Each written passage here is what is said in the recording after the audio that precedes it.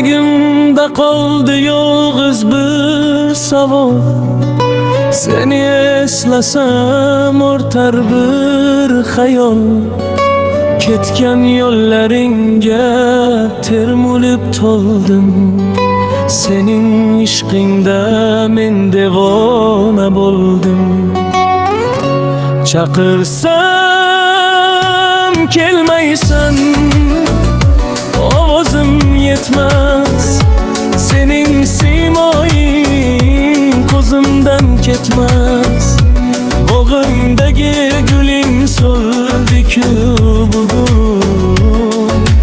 Yuragimda qoldi yechilmas tugum. Chaqirsam kelmaysan, ovozim yetmez. Sening siymoying ko'zimdan ketmez. Bog'imdagi guling so'ldi-ku bugun. Yuragimda qoldi yechilmas tugum. Seni sog'inganda osmonga boqdim. Armon daryosida yolg'iz men oqdim. Kelmasang ham mayli, so'g bo'lsang bo'ldi. Sening yo'llaringda umidim so'ldi. Chaqirsam kelmaysan, ovozim yetmez. Sening siymoying ko'zimdan ketmez.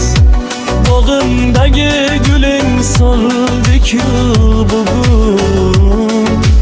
Yuragimda qoldi yechilmas tugum. Chaqirsam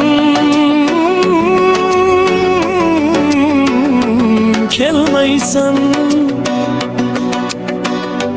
sog'indim seni. Sening yo'llaringda umidim so'ldi. Chaqirsam